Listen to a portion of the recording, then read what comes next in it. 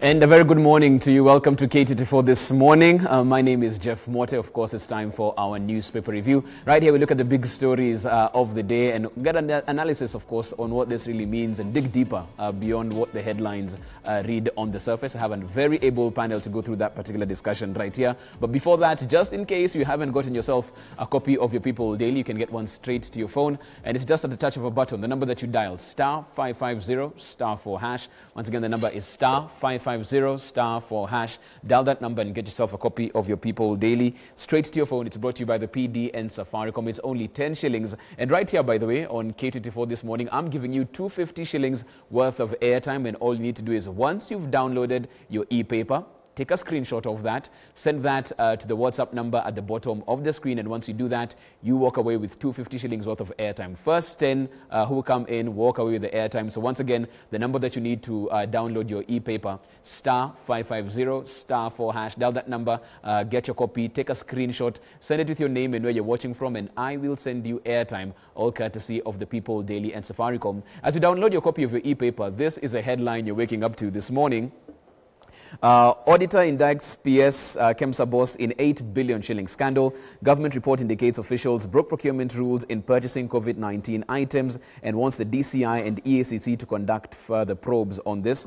As you can see there, a hard-pressed PS Muchachi on this particular issue, as well as Jonah Manjari at KEMSA at this particular point in time, because even as you look at it, the figures and the numbers just don't stack up on that. And that makes the lead story in your copy of your People Daily this morning. Also in the PD, despite COVID-19, schools must reopen. CS says it is impossible to observe social distance in schools to the letter and advises the country had better bite the bullet to spare learners the agony of staying at home. Quite a bullet to bite, and parents still very apprehensive on that particular directive. You can find that story on page 2 of your People Daily this morning. Also in the PD, and that story that we'll be talking about right here on the show, Ruto tells off critics over Uhuru meeting. You can find that story in detail on page 15 in your copy of your People Daily today. Move it along to the front page of the Daily Nation now. 405 parties line up for Ruto-Raila duel. Political landscape already crowded with 83 registered by last Monday. Heightened activity at the Registrar of Political Parties points to the power games, political skullduggery and schemes to cash in on the aggressive competition expected should the two rivals go against each other in the 2022 presidential election. You can see that right there, of course, as the political landscape takes shape. Where do we move from here? As you can see, very many politicians getting ready and making sure they have a vehicle of choice in case things don't go their way. And that story is the lead in your copy of your Daily Nation today. Front page of the Standard, Maraga's Tano Tena gift for Uhuru, says AG. The government's chief legal advisor argues that the term of the MPs is tied by law to the president's through the election date. If CJ David Maraga's advice is heeded, he cautions the dissolution of parliament will inevitably alter the length of President Uhuru Kenyatta's tenure. It's still an issue in the corridors of justice right there. You can find that story in a copy of your Standard as well. It's a lead story right there. Also, in your copy of your Standard, CBK governor throws Kenyans to the sharks. Starting today, borrowers will be required to start servicing their loans as they did before the COVID-19 pandemic struck. They had been given a bit of relief from this particular period, but now, as CBK governor says, from this point moving forward, you'll have to honor your debt obligations even as an individual. As we look at that, the MES, not a scam, says Senate in vote. No one will be held to account for the contentious 63 billion shilling medical equipment supplies project for counties after senators rejected an 8-month investigation into the deals by a special committee saying it was not up to scratch. You can find that story in detail on page 8 of your Standard this morning. Finally, we look at the front page of the Star today. Revealed why KEMSA bosses are in trouble. Awarded multi-million shilling tenders to questionable companies. COVID items bought at higher prices compared to the market rate. And the questionable figure right now standing at 83 billion Kenya shillings. That's the issue that they're looking at right now. Of course, digging deeper into that, as we've seen even in other copies of your papers this morning, in other dailies rather. PS Health and the KEMSA boss also hard-pressed to answer really how this 83 billion shillings was spent appropriately. You can find that the details of that story in your copy of your Star this morning. So lots to discuss right here. But this morning we're putting it front and center. It's all about party politics. And you look at the ruling party really. Where does it stand? Where do we go from here? Let's set the stage on this one. Now, Jubilee Vice Chairman David Murathe now says that Deputy President William Ruto currently has no job, adding that his roles have since been taken over by Interior CS Fred Matiang'i. Murathe, who was speaking in Nyeri on Tuesday, said DP Ruto's job is to deputize the president, which renders him jobless when the president is around. And as Angela Cheror now reports, Deputy President William Ruto, in his current residence on Tuesday, maintained that he would not be intimidated to abandoning his empowerment programs. Let's take a look. An end, Your Excellency, sir. Just a day after Deputy President William Ruto skipped the national COVID-19 conference chaired by President Uhuru Kenyatta, leaders across the political divide have elicited mixed reactions, with Jubilee Vice Chairman David Murathe now saying that Deputy President William Ruto currently has no job, adding that his roles have since been taken over by Interior Cabinet Secretary Fred Matiang'i. The job of a deputy president is to deputize the president. Actually, he has no other job in the Constitution. Go and read it. It is everything the president does. He deputizes. So that presupposes that the president is not there. So as long as the president is there, he's jobless. While addressing the festering tension between the two brothers in politics, Murathe said that it is likely that Ruto will be leaving the Jubilee party in the coming days. I suspect, because of the way he was treated at Jubilee, he kind of felt he's being edged out of government. Now we are refusing with the party, and he's maybe on his way out of the party, and possibly out of government. He has been on record saying he has no work, that he's not assigned work. You know, his work was taken over by Matiang'i, because Matiang'i is the minister coordinating other ministers. Ruto was conspicuously absent during the conference, in which Uhuru announced an extension of the curfew for 60 days, as well as reopening of the bars. Some of the DP's allies, however, hit back, saying that it was hypocritical for Deputy President William Ruto to be invited to the national conference, yet he had been locked out of other meetings. This comes even as the president's supporters claim that it was disrespectful for the second in command to miss the president's address. Biashara mumetufanyia siku nyingi, hiyo biashara mufunge. Biashara imebadilika. Mujadala imebadilika. You have been beneficiaries of the narrative of ethnicity. You have benefited. You have lorded over us. We are telling you that business must now come to an end. On Thursday, however, the DP was back to dishing out his hustlers' goodies to youth at his current residence in Nairobi.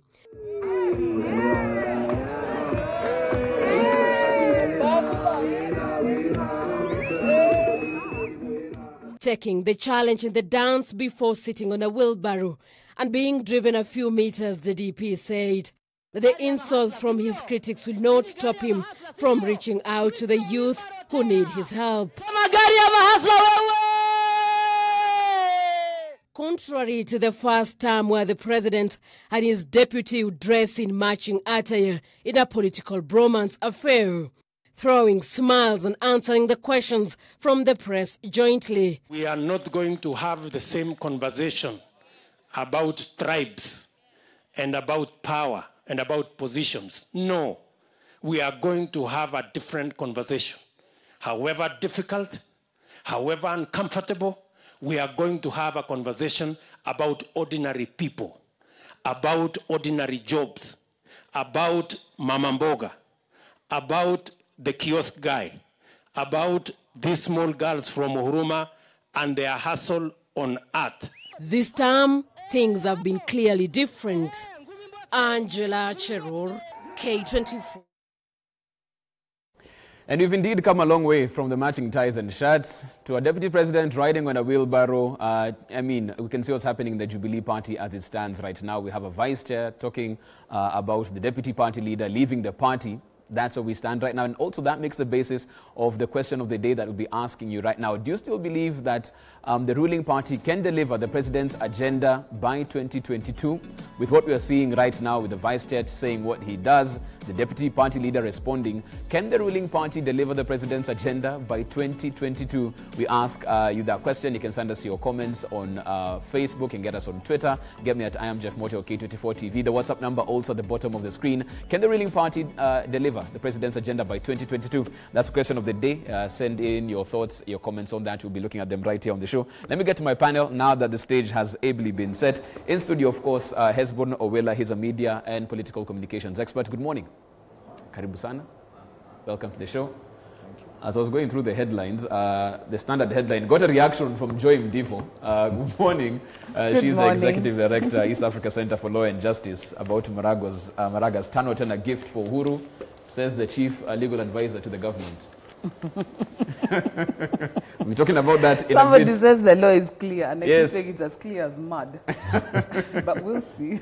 Yes, we're talking about that as well right here on the show. Also, we have Justice Minor. He's a governance expert. Finally back in Nairobi and in studio as well. Good morning, Justice. Good morning. Karibu sana. Thank you very much. Welcome to the show. Thank you. We've seen what has been going on this particular week as far as the ruling party is concerned. Nothing new in terms of relationships, no friends lost on this one. But in terms of what the Jubilee party promised Kenyans between now and 2022, with what we are seeing going on, do they have something to write home about Hesbon? Or are we done with this Jubilee party?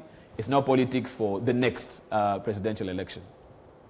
Well, I think it's very clear that there's a lot going on in Jubilee as a political party. And, as a representative democracy, our country seriously, centralizes its all ideals of governance around political parties. And for this particular political party that formed the government, when you have such, conversations that seem to be deriving from very different, schools of thoughts, you're bound to get worried. You have a Jubilee vice chairman who is speaking about Jubilee with a lot of authority. Then you have the deputy president who, for all intent and purposes, seem to be churning a totally different narrative.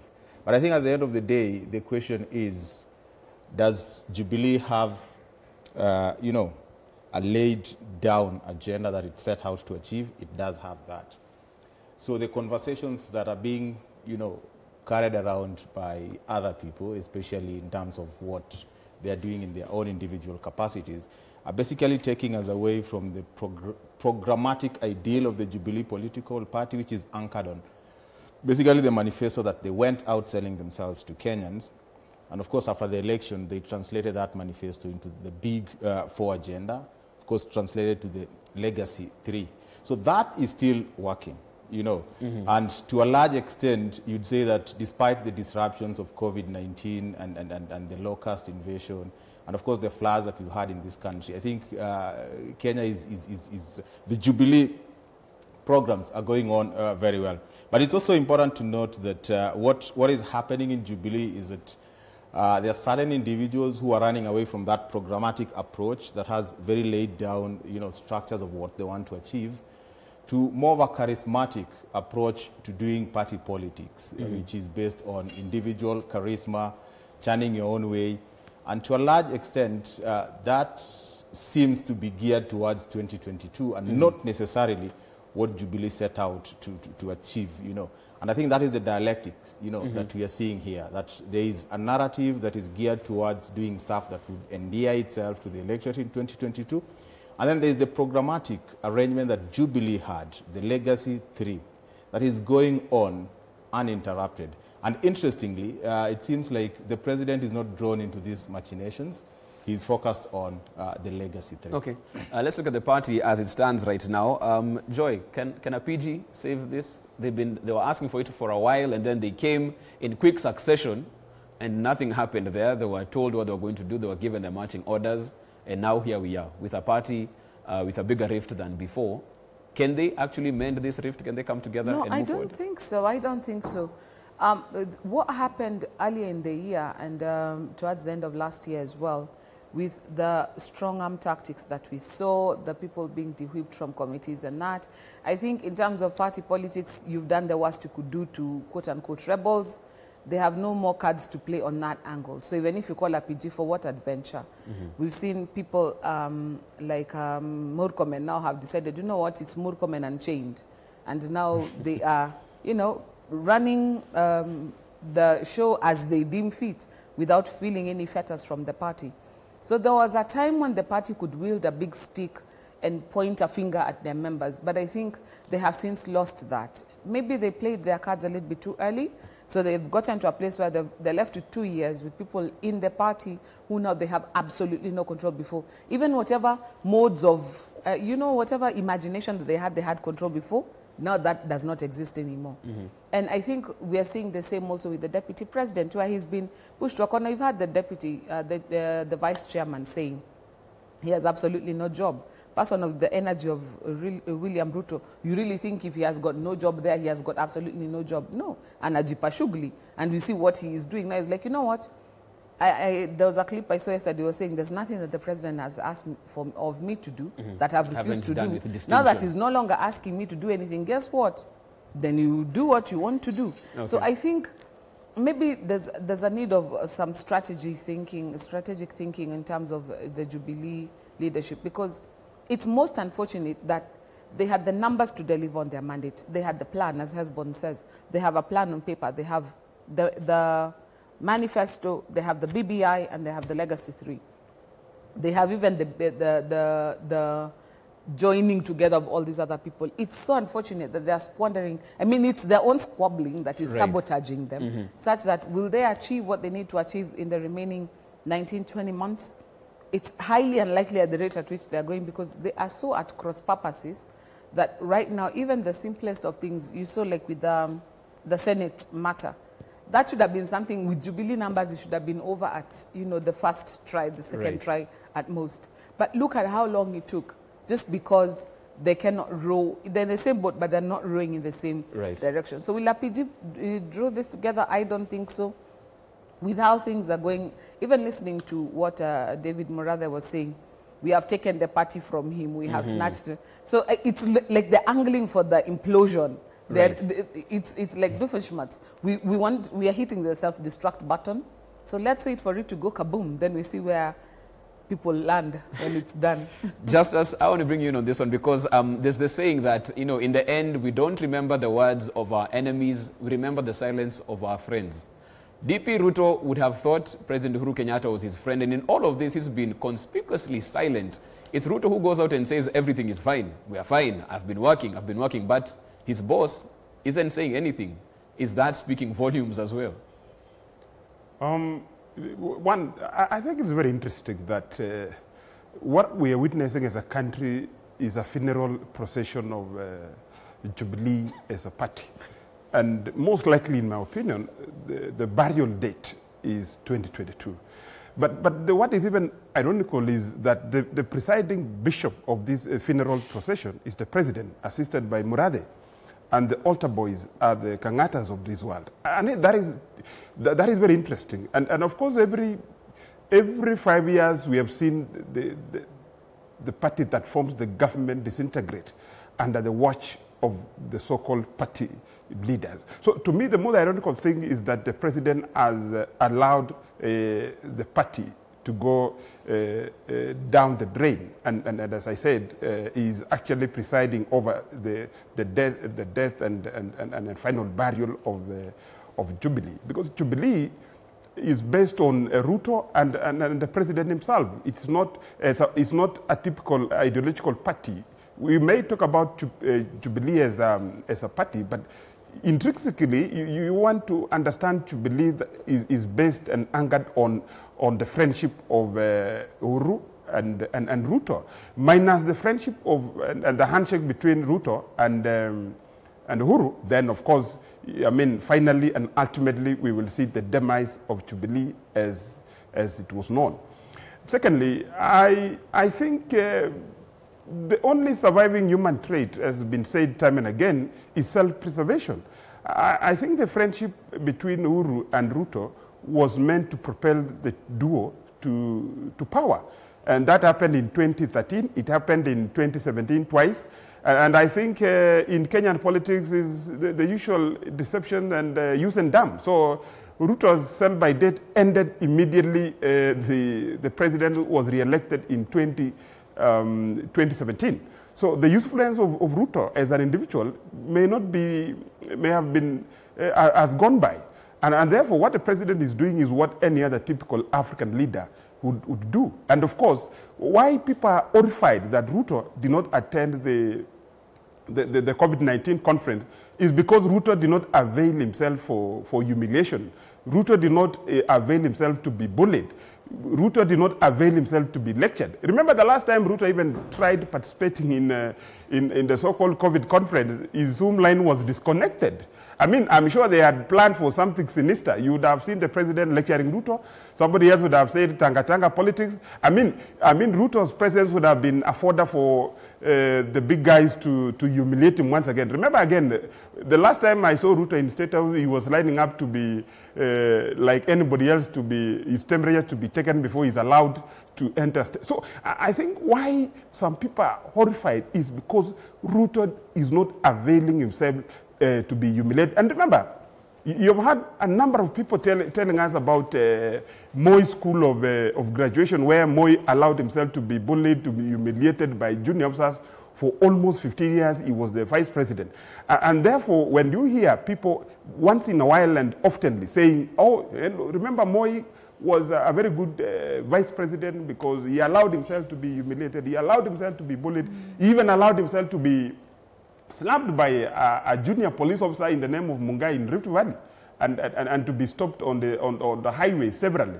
So I think as a country we have not moved on, because if the school of thought that still obtains and persists is the school of thought that the vice presidents or the deputy president must allow themselves to be humiliated by even junior officers. Remember the last time we had a minister saying Ruto is a mayor clerk. So I think, and I even saw some conversation in the social media saying, why would you need a clerk? I mean, Ruto had done his job. He had arranged the files for the COVID-19 conference, and I think that is what people are saying, that, I mean, once the clerk has done his job, then the ministers and the rest would then join the conference. Okay. That is, of course, what is obtaining in social media. It is, of course, that is on I mean, it's meant to really highlight the nature of difference between the president and his deputy.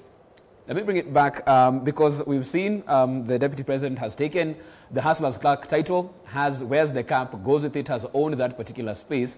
But when David Morabe says that there's no work for him in government, he's a principal assistant, his duties have been taken over by Fred Matiang'i, and he doesn't show up for a state event, a COVID conference, is that the truth now that it stands at this particular point in time? There's nothing left for him in government as it stands, Hesbon. Well, I think the Constitution is absolutely clear on the role of the Deputy President. He deputizes the President. And, you know, speculation on whether he was invited or not invited, whether he decided to absent himself, are basically narrated from very different angles. You know, I mean, the Deputy President sympathizers and apologists would tell you that that was a platform to humiliate the Deputy President. How would we know? He never went, so he was not humiliated. So we cannot just speculate. And then, of course, the other side of the divide would tell you that he was actually invited. He was supposed to have a 10-minute presentation. He was on the program, and he did show up. And this is abdication of his duties as the deputy president and the principal assistant to the president. So it is a question of where do you sit, you know, and what kind of narrative do you want to propagate. And the truth of the matter is this, that irrespective of what the Jubilee government had decided to do, the deputy president has decided his own direction of doing things. Whether he's being humiliated, whether he's being kicked out of Jubilee, I think what is clear is a decision that he has made.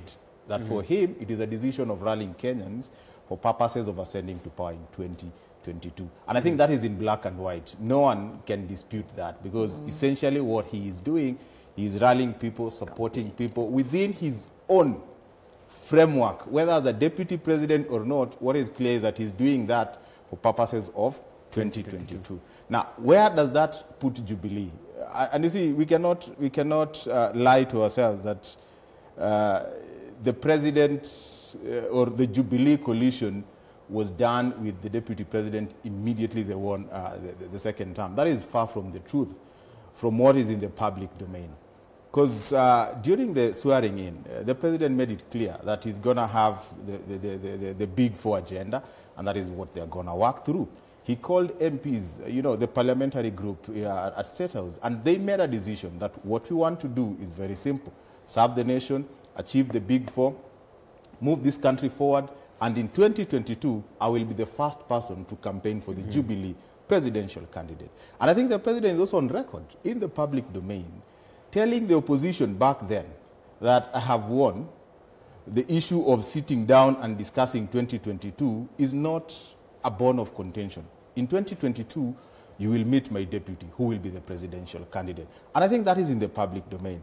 What we need to ask ourselves is what changed? Right. You know, and it is simple. The first change was occasioned by the handshake. So if Jubilee was formed to unite Kenyans, I think President Uhuru Kenyatta, the perception that we get from the public domain is that he realized that just uniting, you know, two major political parties to form Jubilee probably was not enough in pushing this country forward. So he roped in the opposition for purposes of building the nation and uniting Kenyans to achieve the Big Four agenda.